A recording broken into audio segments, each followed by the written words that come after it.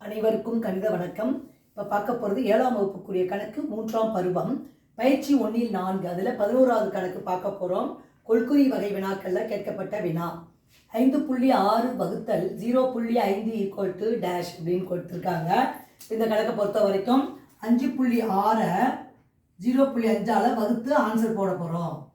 இப்போ 5.6 என்பதை முழு எண்ணாக மாற்றும் பொழுது என்ன வரும்? 56/10 டிவைடட் பை 0.5 முழு எண்ணாக மாற்றும் பொழுது 5/10. இதை எப்படி எழுதலாம்? 56/10 பெருக்கல் கீழே உள்ள 10 மேலே வந்துடும். மேலே அங்கே உள்ளது 5 என்பது கீழே வந்துடும். இப்போ பார்த்தீங்கன்னா 56ஐயும் 5ஐயும் சுருக்க முடியாது. அதனால 10ஐயும் 10ஐயும் சுருக்கிட்டு அடிச்சுட்டு 56/5 டைரெக்டாக வகுக்க வேண்டியதுதான். ஓரஞ்சு 5 மீதி 1 புள்ளி வச்சோம்னா 10. 10னா 2 5 10. அப்போ ஆன்சர் 11.2 என்பது இந்த கணக்குக்குரிய விடையாகும். புரிஞ்சுங்களா?